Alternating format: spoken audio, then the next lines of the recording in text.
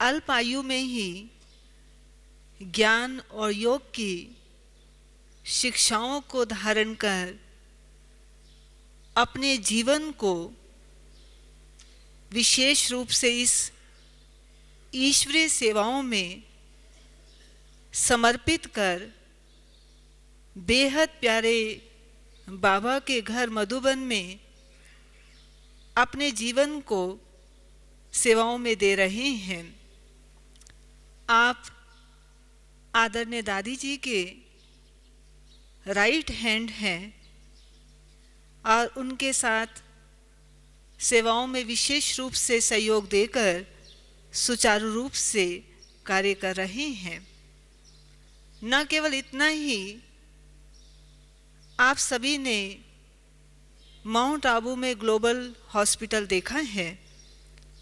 आप global hospital के managing trustee भी हैं और साथ साथ अपना ब्रह्मा कुमारी विद्यालय के आप सेक्रेटरी जनरल भी हैं और राजयोगा एजुकेशन रिसर्च फाउंडेशन के अंतर्गत हमारा एजुकेशन विंग है, आप उनके चेयरपर्सन भी हैं। कितना ना आपकी महिमा करें, ऐसा कहेंगे ये तो जैसे कि सूरज को चिराग दिखाने की बात है। लेकिन अभी हम सभी आदरणीय भ्राता जी से जो आज का विषय है रूहानी मस्ती, आज हम उस विषय पर अनुभव युक्त बाबा के महावाक्य सुनेंगे। भ्राता जी ऐसी रूहानी मस्ती में हमको लहरा देंगे, इतनी मस्ती चढ़ा देंगे जो कभी भी माया की मस्ती आ ही नहीं सकती है। तो अभी हम सभी भ्राता जी से आज के विषय पर अनुभव युक्त महावाक्य बाबा के सुनेंगे।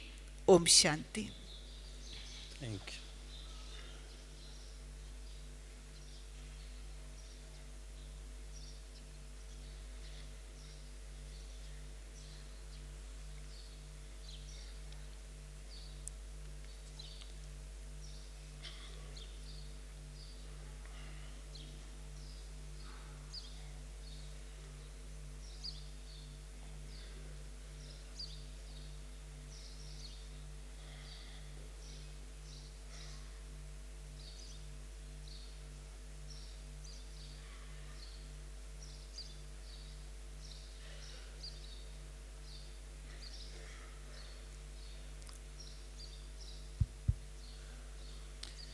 ओम शांति।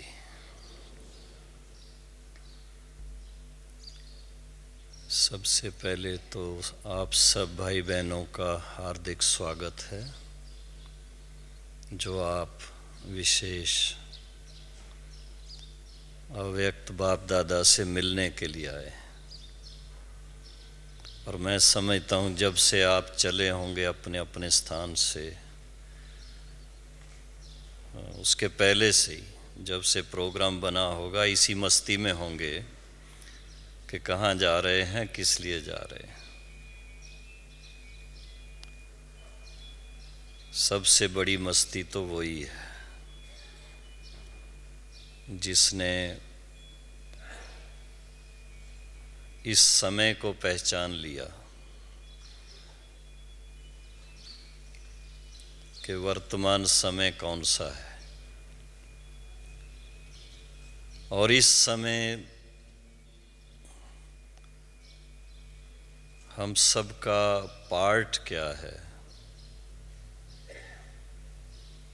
इस समय बेहद के बाप का पार्ट क्या है।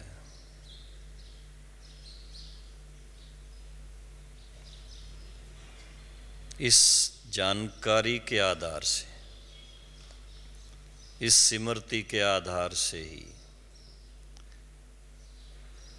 हर एक के दिल में बहुत खुशी रहती है। और ख़ासकर जो भाई बहनें अपने लौकिक परिवार में बच्चों को संभालते हुए, गृहस्थ व्यवहार में रहते हुए और बाबा के वारिस बनते हैं,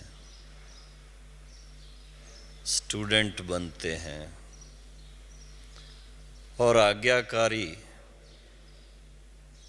वत्स बनते हैं, बाप का नाम रोशन करते हैं, गृहस्थ व्यवहार में रहते कमल पुष्प के समान रहते हैं, वो बिना मस्ती के नहीं हो सकता है। ईश्वरी मस्ती ना हो, ईश्वरी नशा ना हो, ईश्वरी सुख ना हो, ईश्वरी आनंद ना हो, तो ईश्वरी जीवन का सच्चा सुख क्या है, सच्चा आनंद क्या है, वो पता नहीं पड़ता है। तो आप सब भाई बहनें जो विशेष गृहस्थ व्यवहार में रह करके कमल पुष्प के समान रहते हैं, मैं समझता हूँ वो बिना मस्ती के तो नहीं रह सकते।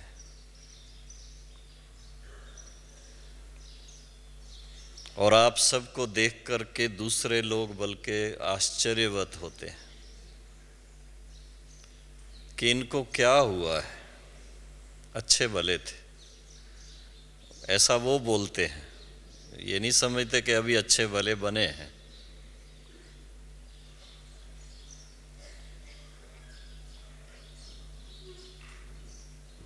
और ये आदि से लेकर के अगर हम यज्ञ की हिस्ट्री को देखें, थोड़ा इतिहास को आपने सुना होगा, जब यज्ञ की स्थापना हुई और निमित्त ब्रह्मा बाबा, पहले तो निमित्त जो बने हैं ब्रह्मा बाबा खुद ही पहले उस रूहानी मस्ती में गए।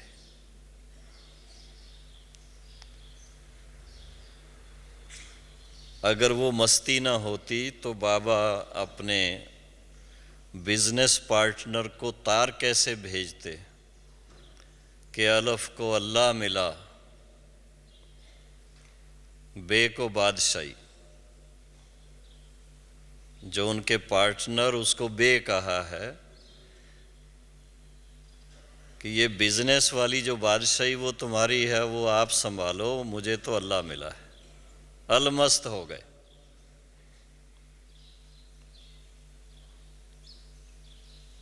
और उसके बाद अपने बिजनेस में नहीं गए, कलकत्ता वापस नहीं गए, हैदराबाद सिंध में जाकर के लौकिक घर में ओम मंडली शुरू की।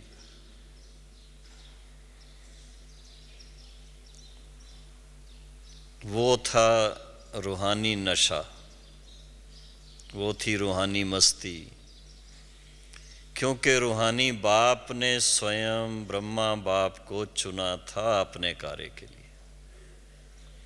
और जब तक कोई एग्जाम्पल ना हो तो दूसरे कैसे फॉलो करेंगे, कैसे मालूम पड़े कि रूहानी मस्ती होती क्या है। और बाबा के उस रूहानी मस्ती के स्वरूप को देख करके कई परिवार, पहले तो अपना ही लौकिक परिवार उनका, और फिर आसपास में रहने वाले, जब आप हिस्ट्री सुनते हैं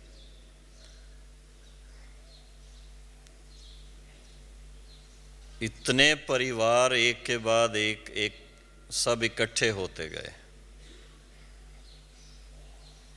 बल्कि कभी कभी उनकी हिस्ट्री सुनते हैं, छोटे छोटे बच्चे जो दादियाँ अभी हमें ज्ञान से इतना भरपूर करती हैं, नशा चढ़ाती हैं, उनकी आप कहानी सुनो। दादी जी 15 साल की उम्र में, मातेश्वरी जी 18 साल की उम्र में, जानकी दादी थोड़ी और बड़ी 25 साल की उम्र में। इस तरह से इतने छोटी एज में लौकिक दुनिया को छोड़ करके और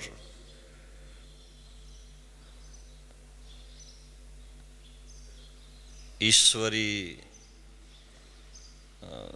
ज्ञान की तरफ, ईश्वरी योग की तरफ, ईश्वरी धारणाओं की तरफ बुद्धि लग जाए, जब तक वो रूहानी नशा ना हो, जब तक रूहानी मस्ती ना हो, वो लौकिक दुनिया को छोड़ना बड़ा मुश्किल।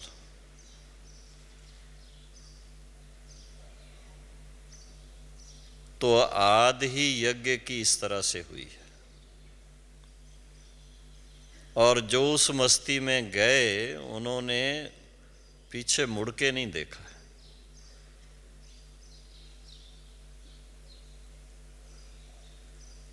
लेकिन उसके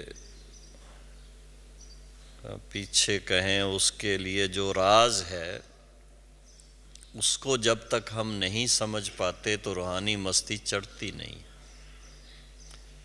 राज है फिर से रूहानी बाप ने आकर के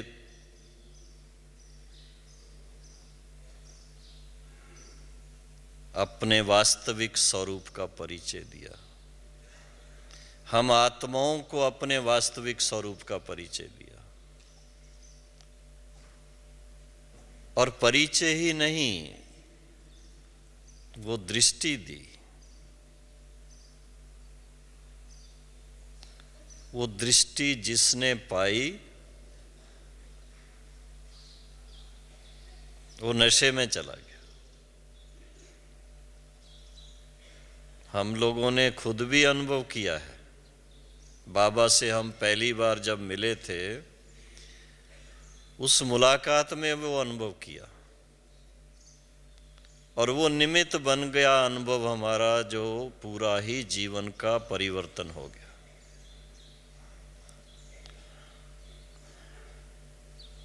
तो जो भी बाबा के बच्चे हैं, चाहे आद में आए, चाहे मध्य में आए, चाहे अभी आए, उन सब का इस ईश्वरी परिवार से जुड़ने का आधार ही है रूहानी अनुभव। कुछ विचित्र अनुभव, कुछ न्यारा अनुभव, जो दुनिया से न्यारा है लेकिन आत्माओं को बहुत प्यारा है। वो ऐसा सुखद अनुभव है जो लौकिक बातों में, लौकिक चीज़ों में, पदार्थों में नहीं मिलता है, जिसको हम शब्द देते हैं अति इंद्रिय सुख। वो अति इंद्रिय सुख जो है वो इंद्रियों के सुख से परे। बहन जी ने परिचय के समय बोला कि ये मस्ती की बात सुन करके माया की मस्ती से न्यारे हो जाएं, वो ऑटोमेटिक हो जाते हैं। पहले ये स्वीकार करें हम, जैसे आद में स्वीकार किया सभी ने और बाबा के बन गए और उसमें मस्त हो गए। जो मध्य में आए, जो आज आपके जोन इंचार्ज हैं, सीनियर भाई बहने हैं, वो मध्य में हैं। उन्होंने भी जैसे परिचय पाया दादियों के द्वारा, दृष्टि मिली, योग का अभ्यास किया, ज्ञान मिला, मस्ती चढ़ गई। और इस समय भी ऐसे ही है। रूहानी मस्ती के बिना ईश्वरी जीवन नहीं बनता है। यही अंतर है। जो हम शास्त्रों का जब ज्ञान प्राप्त करते हैं, ज्ञान बहुत हो जाता है,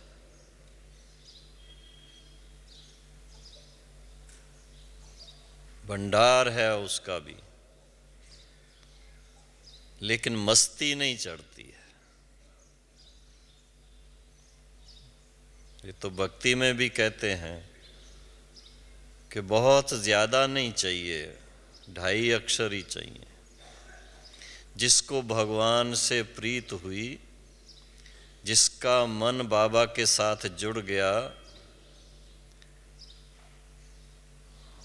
वो उस मस्ती में चला जाता है। ज्ञान बाद में लेते हैं। ऐसी बहुत सारी बातें आपको यज्ञ की हिस्ट्री में आज से लेकर के सुनने को मिलेंगी।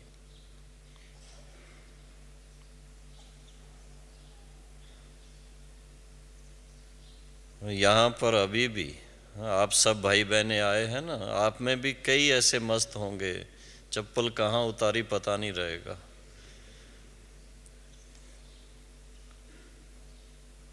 लेकिन इतनी अच्छी बात है, बाबा के बच्चों में इतनी ईमानदारी है कि अपनी चप्पल नहीं मिलेगी तो दूसरे की नहीं पहनेंगे। ये भी बहुत अच्छी बात।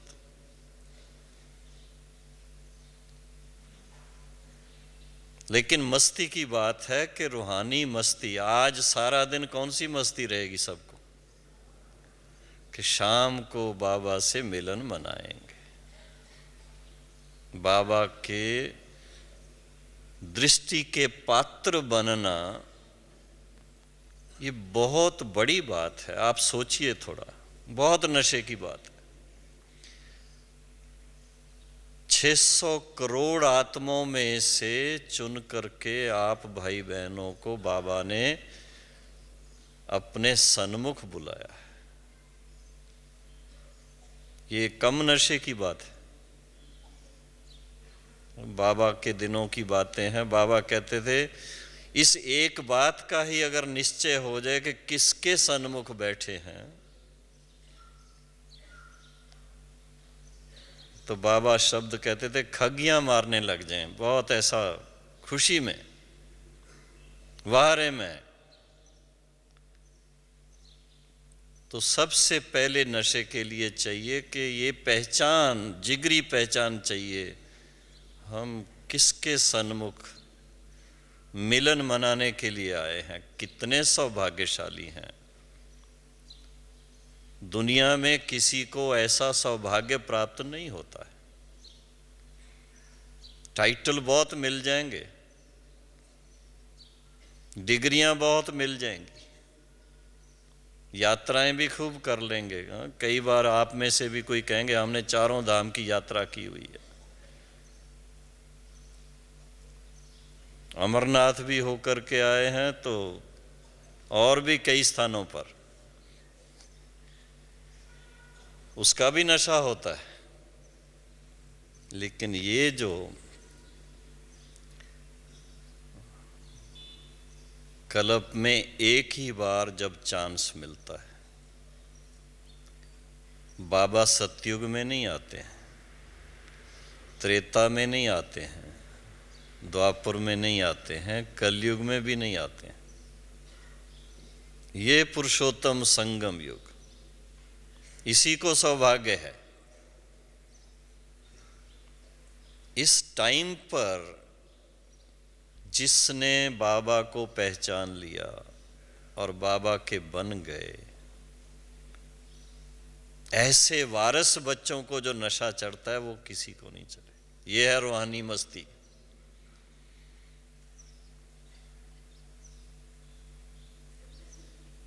और उनका बनने के बाद फिर जो शिक्षा मिलती है, सवेरे सवेरे मुरली सुनते हैं, नोट्स लेते हैं, वो मुरली ऐसे ही नहीं, उसका शास्त्रों में गायन हुआ, भले नाम श्री कृष्ण का लगा दिया उसमें, उस मुरली में मस्ती है, वो रूहानियत की मस्ती। एक एक महावाक्य ऐसा नशा चढ़ाने वाला है।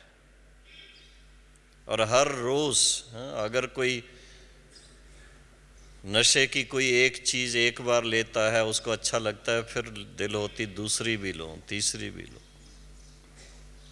उसमें तो नुकसान है। बाबा कहते थे और सब नशों में है नुकसान।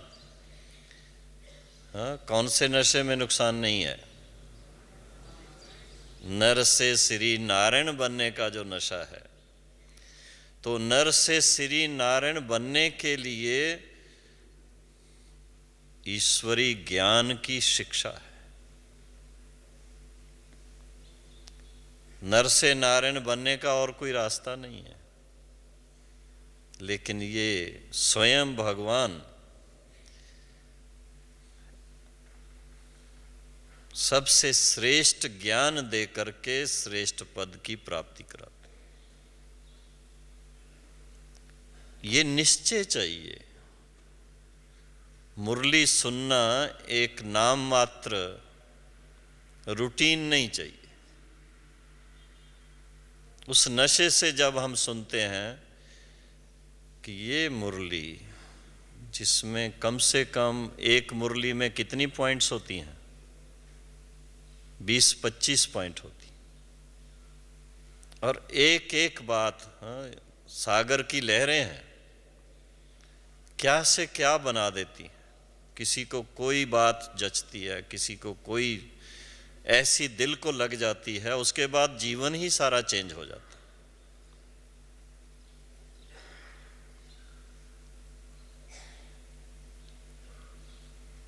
कोई कमी होती अपने में, मुरली जब सुनते हैं थोड़ी अंदर दिल खाती है। दादी हाथ उठवा रही थी आज, अवश्य हाथ उठाने समय हिम्मत रख के उठाया तो होगा, पर अंदर दिल में क्या होता होगा, दिल खाती है।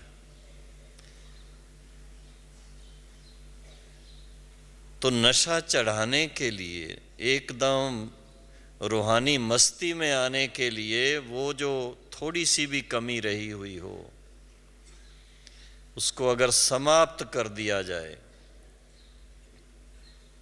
उसके लिए चाहिए दृढ़ संकल्प, और दृढ़ संकल्प होता है निश्चय के आधार से। अगर निश्चय आपको दृढ़ है,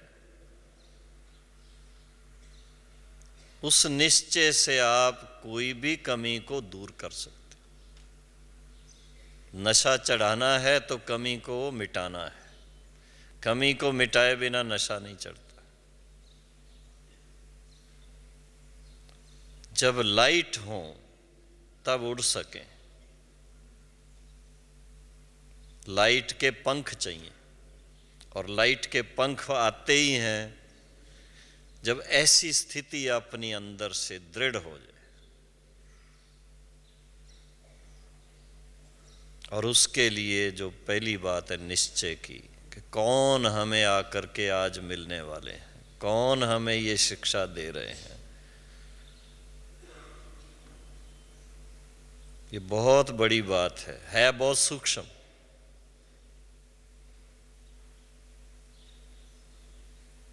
बड़ी खुशी की बात है।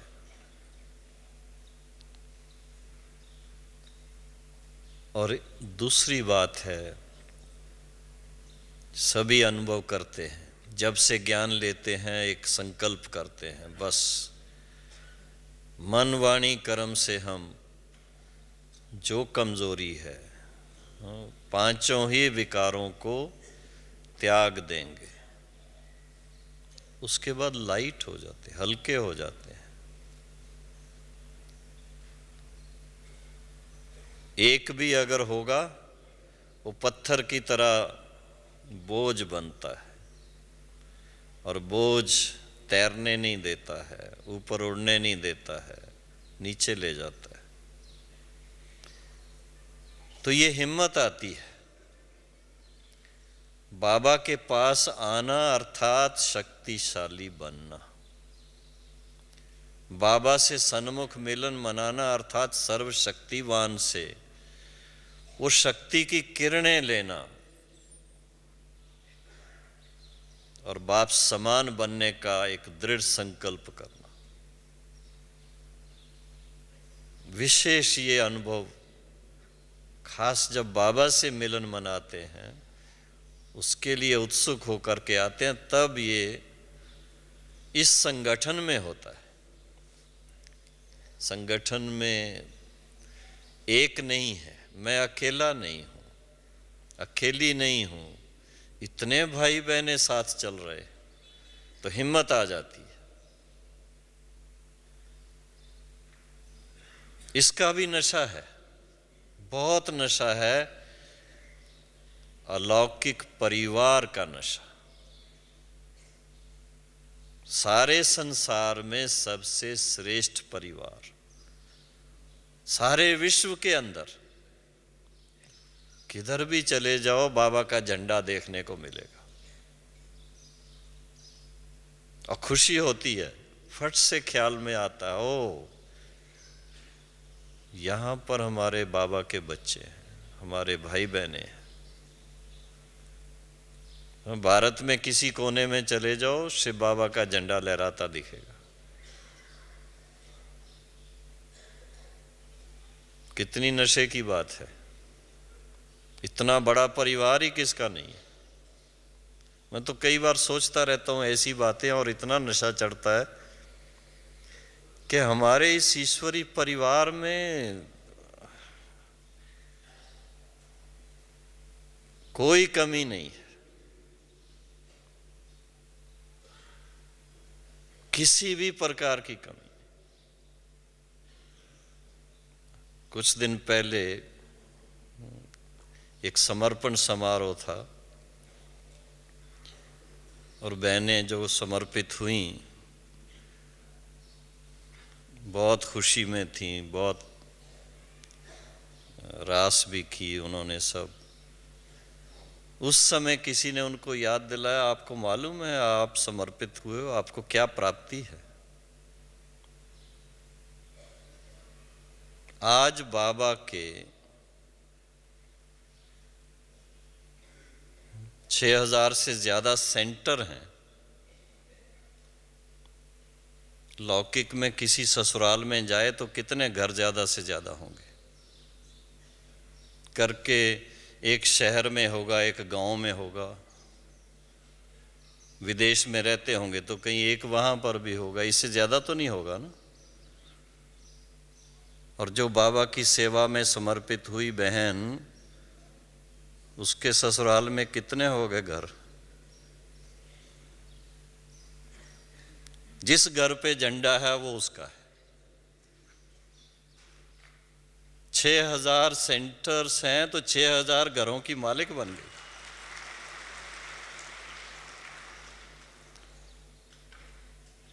हंसी हंसी में उनको मैंने कहा, आपको पता है आपके पास गाड़ियां कितनी हैं?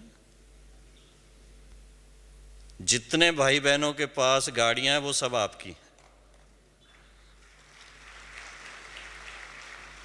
किधर भी जाएंगी हर एक कहेगा बहन जी हमारे पास बैठो, मैं आपको लेके चलूं।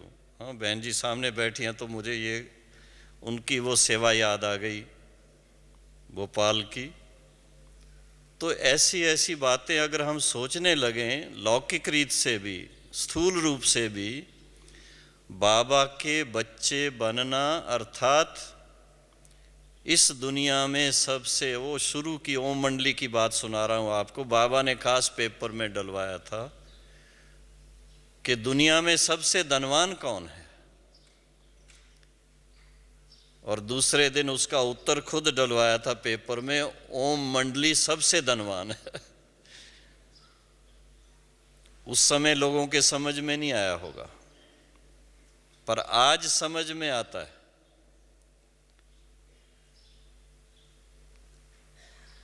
बाबा का ज्ञान, एक एक रतन, कितना उसकी कीमत।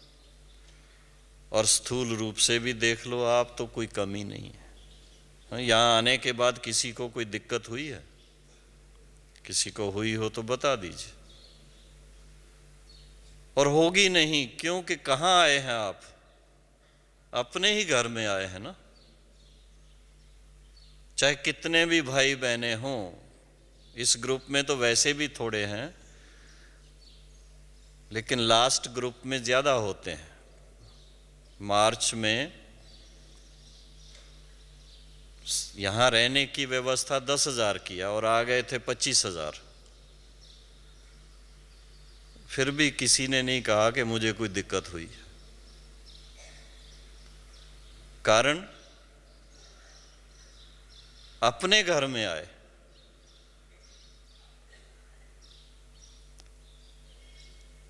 तो स्थूल रूप से भी आप सोचेंगे कि बाबा के बनना अर्थात हर तरह से, ज्ञान के हिसाब से भी धन धान्य संपन्न, योग के हिसाब से भी सबसे श्रेष्ठ योग, धारणाओं के हिसाब से जो बाबा की श्रीमत के अनुसार धारणाएं हैं, कोई नहीं करता, बाबा के बच्चे ही करते हैं। इसका बड़ा नशा रहता है कि हमारे इतने श्रेष्ठ भाई बहने हैं, इतने ऊंच हैं।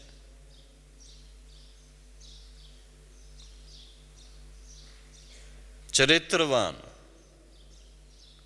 चरित्र सबसे बड़ा धन है, और इतने बाबा के बच्चे चरित्रवान, वो मेरे भाई और बहनें हैं, इसका बहुत नशा रहता है।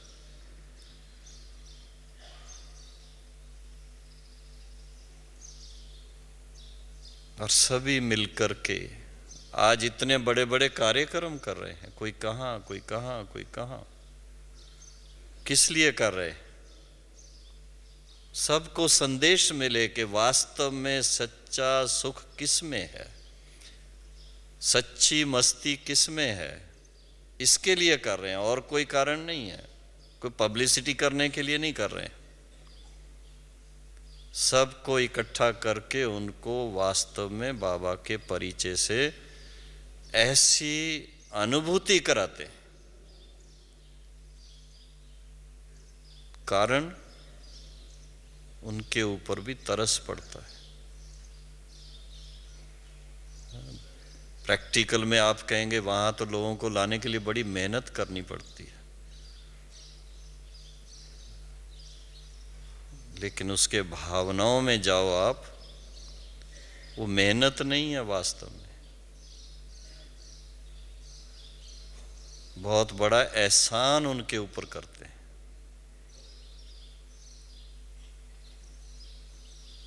उनको सच्चा सुख क्या है उसका रास्ता बताना चाहते हैं। सच्चे सुख का आधार क्या है, उसका सोर्स क्या है, उसका परिचय देना चाहते हैं। इतने ऊंचे लक्ष्य के कारण ये सेवा कर रहे हैं। ऐसा पुण्य का काम करने वाले भाई बहने, ऐसी पुण्य आत्माओं का ये संगठन, इससे बढ़कर के और क्या चाहिए। तो ये नशे की बातें अगर आप सोचने लगो, विचार सागर मंथन करो, ऐसा नशा चढ़ता है खाना भी भूल जाएगा, नींद भी उड़ जाएगी।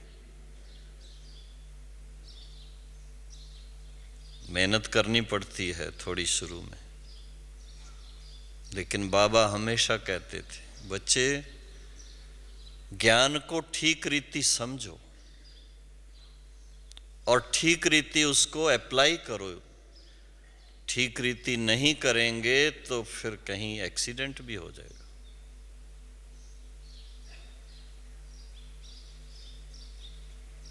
तो एक तरफ नशा और दूसरी तरफ तरस। खुद नशे में भी रहना है, लेकिन जो इतने दुखी और अशांत हैं, उनको खुद पता नहीं है कि हम दुखी और अशांत हैं, ये भी पता नहीं है।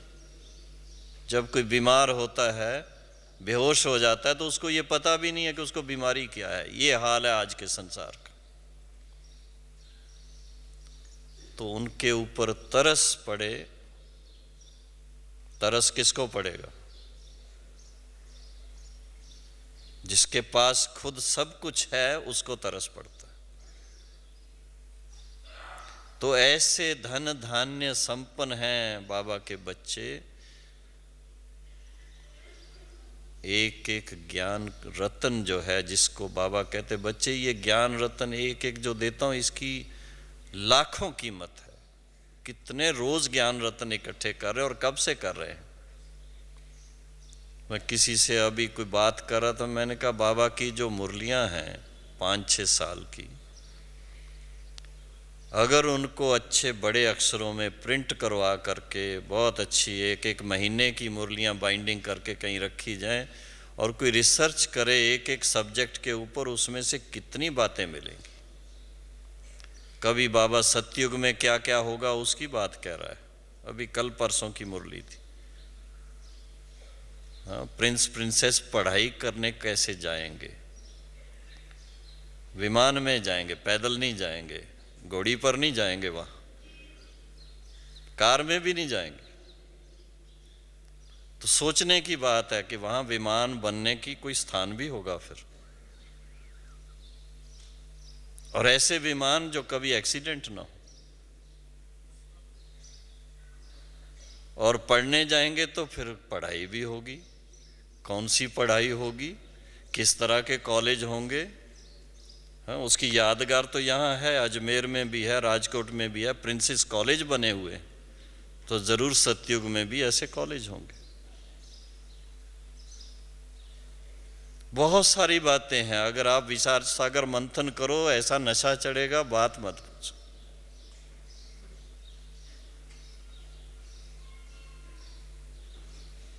बाबा कहते थे फिर भी जब तक अपनी नहीं घोटेंगे, हाँ, क्या शब्द हैं, अपनी घोट तो नशा चढ़े, खुद मंथन नहीं करेंगे तो नशा नहीं चढ़ता है।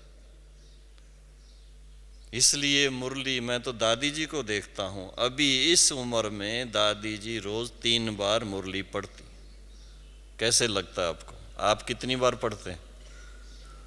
हाँ, सिर्फ सुनते हैं एक बार। जिसको एक एक ज्ञान रतन की कदर है, कितनी वैल्यूएबल चीज है ये, और उससे मेरा जीवन क्या से क्या बनता है, प्राप्ति क्या होती है, वो मुरली के बिना नहीं रह सकता। और जो इस समय मुरली को अच्छी तरह से अध्ययन करेगा, धारण करेगा, वो मुरलीधर के साथ भविष्य में भी डांस करेगा। डांस करने का तो हर एक को शौक है। श्री कृष्ण के साथ कौन नहीं डांस करना चाहेगा? हर एक चाहेगा, लेकिन उसके समान बनना पड़ेगा। उसकी समानता के लिए अभी इस समय मुरली जो सुन रहे हैं उसको धारण करना हो। तो नशे के लिए कुछ, हाँ, दुनिया में वो दुनियावी नशों के लिए भिन्न भिन्न चीजें होती हैं। हमारे पास कौन सा नशा है? 4 प्रकार का नशा है, जिससे एक उमंग रहता है, सिर ऊंचा रहता है, उत्साह रहता है। ईश्वरी ज्ञान का नशा, जिसके पास ज्ञान धन होगा वो कभी भी अपने आप को, हाँ, जेब में 1 पैसा होंगी तो भी ऐसा फील करेगा मेरे जैसा धनवान कोई नहीं।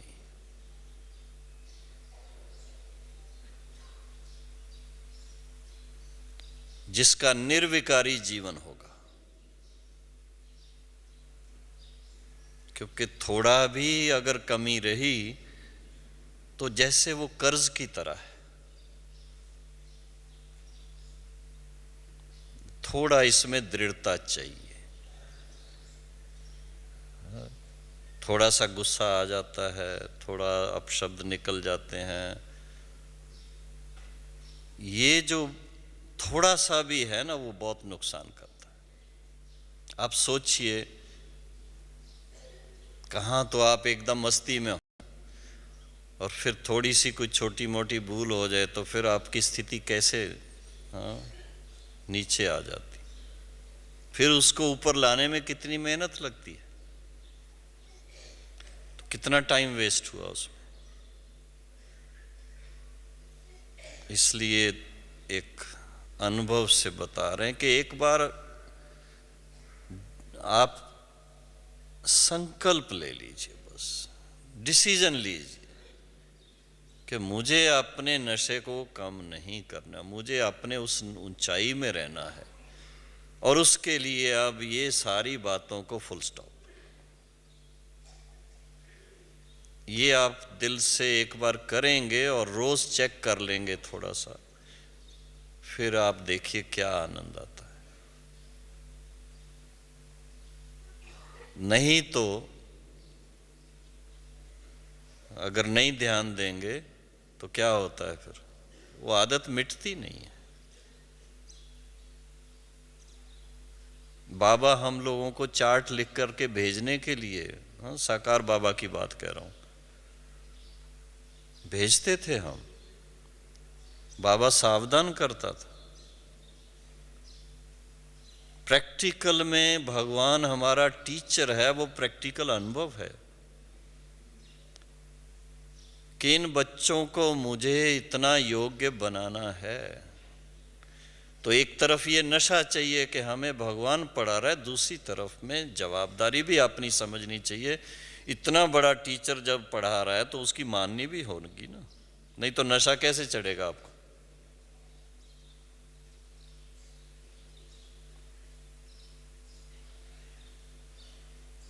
इस बार खास बाबा के पास आए हैं, बाबा से मिलन मनाना है, तो एक संकल्प लीजिए। यात्राओं पे जाते थे, कोई ना कोई चीज छोड़ आते थे, कोई भिंडी खाना छोड़ आएगा, कोई आलू खाना छोड़ आएगा, कोई और ऐसी बातें करते थे। अभी क्या करेंगे? इस यात्रा में पक्का एक संकल्प ले लीजिए कि अब जो नेगेटिविटी है उसका महात्याग कर दो बस।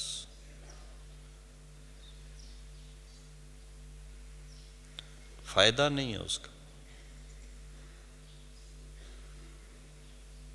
ना खुद की नेगेटिविटी रहे, ना दूसरों के उस पर, हाँ, अगर किसकी कमजोरी है उस पर नजर ना जाए। बाबा की वाणी सुनते हैं, अव्यक्त बाबा की, आप सुन लो ध्यान से। बच्चों की कितनी महिमा करता है। तो जैसे बाबा हम सब की फाइनल स्टेज को देख करके बहुत प्यार देता है, बहुत ऊंची दृष्टि से देखता है, शब्द आते हैं फॉलो फादर एंड मदर। तो हम बाबा को उस बात में फॉलो करें। हर एक भाई बहन की अच्छी बात जो है, सबसे अच्छी तो यही है कि बाबा के बच्चे बन गए। इससे बढ़ के और क्या चाहिए।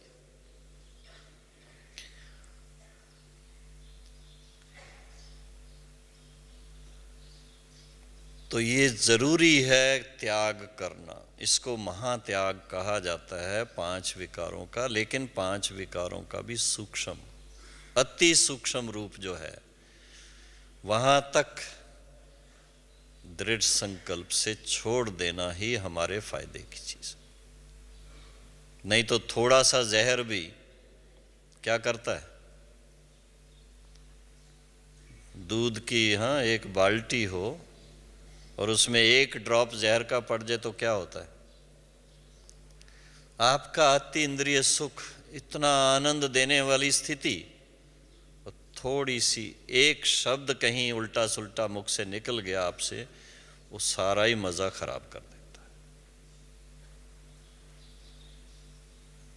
फिर पश्चाताप होता है, फिर सॉरी करेंगे, सब करेंगे। ऐसी नौबत ही क्यों आए।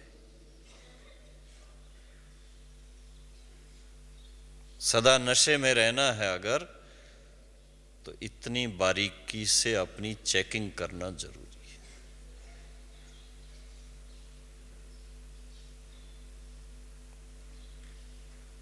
और अपनी चेकिंग के साथ साथ दूसरों की एप्रिसिएशन करना जरूरी है। दूसरों के जो अच्छी बातें हैं, अच्छे गुण हैं, उनकी सेवा है। कई बार ये देखते हैं भाई बहनें हमारे, जबकि परिवार एक है, हमारा लक्ष्य एक है, सतयुग की स्थापना करना महालक्ष्य है, महान लक्ष्य है। तो जब कोई सेवा करते हैं तो उसकी वाह वाह करनी चाहिए।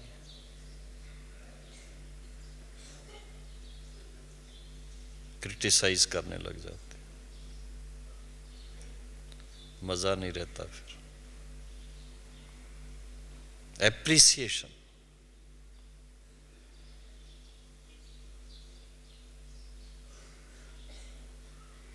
जितना भी कोई कर रहा है बहुत अच्छा, बहुत अच्छा।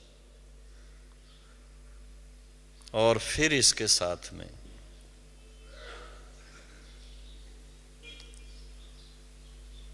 समय को पहचान कर, पिछले ग्रुप को बाबा ने कहा अच्छा है टू लेट नहीं हुआ, आप आ गए। इसका मतलब क्या हुआ? बहुत थोड़ा समय है, इस थोड़े से समय में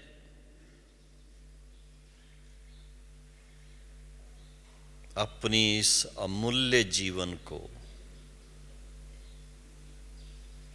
इतना सुंदर बनाए, दिव्य गुणों से संपन्न करें। दैवी गुण क्या क्या है लिस्ट तो हम बना लेते हैं, 16 गुण भी बता देंगे और 24 भी बता देंगे, लिख भी देंगे बोर्ड पर। वो काहे के लिए हैं? वो किस लिए हैं? सतयुग में देवताओं की महिमा ही है सर्व गुण संपन्न। वो कभी बनेंगे? अभी बनेंगे, तब तो सतयुग में बनेंगे जाके, संस्कार तब तो साथ ले जाएंगे। उस हिसाब से देखें कि हमें अभी ही सर्वगुण संपन्न बनना है, कल नहीं, आज।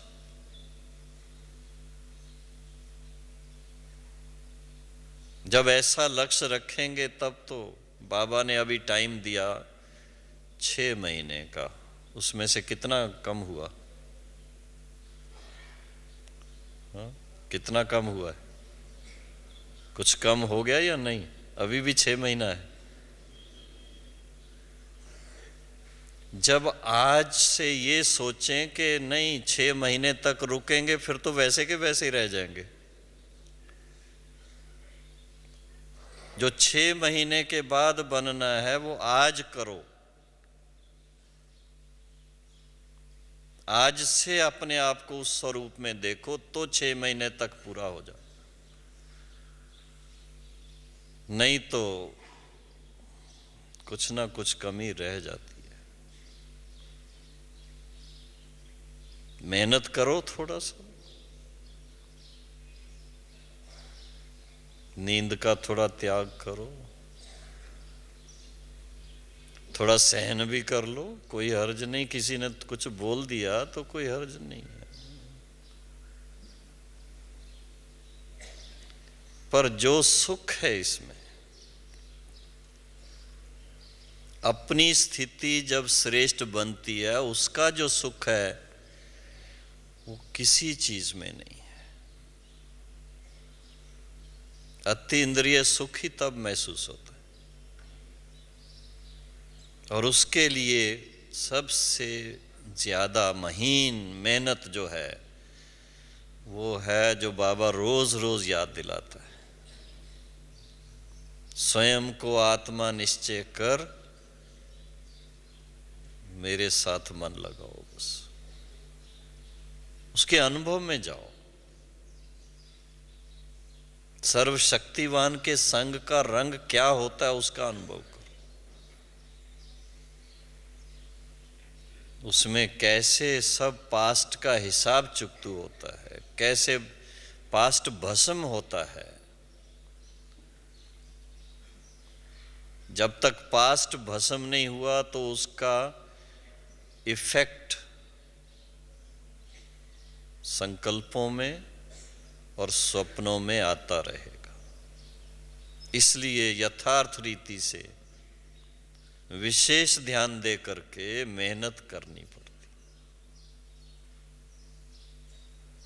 और वो मेहनत है, बाबा उसको कभी ज्वाला रूप कहते हैं और कभी कहते हैं मास्टर ज्ञान सूर्य बन करके योग करो, और कभी कहते हैं बिल्कुल उपराम हो जाओ, बिंदु रूप बन जाओ, कभी कहते हैं फरिश्ता रूप बन जाओ।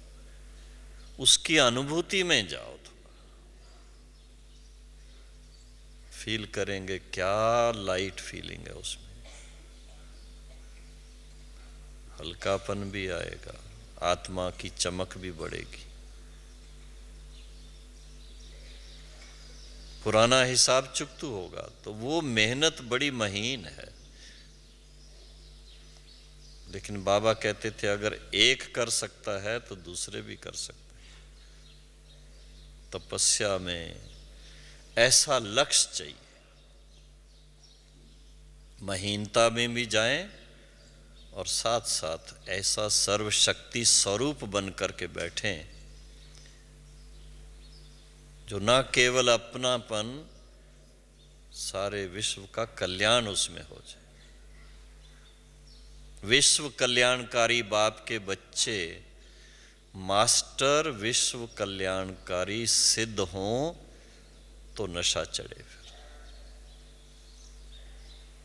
ऐसा अनुभव अंदर से होना चाहिए, तब सदा डांस करते रहेंगे, नाचते रहेंगे। हाँ, जानकी दादी को देखते हो ना, सदा वो ना दिन देखती है ना रात, नाचती रहती है। किस आधार से? इसी आधार से। ये भी फख्र है हम किसके बच्चे हैं, ये भी फख्र है कि ज्ञान से, धारणाओं से, योग की शक्ति से कितना धन धान्य संपन्न है हम आत्मा। इसलिए दातापन का संस्कार सहज इमर्ज होता है। जितना दान करते जाओ उतना आपको अतीन्द्रिय सुख अनुभव होगा। कंजूसी ना करना इसमें।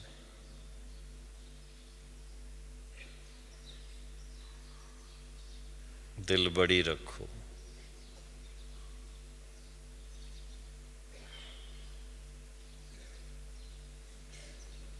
ओम शांति।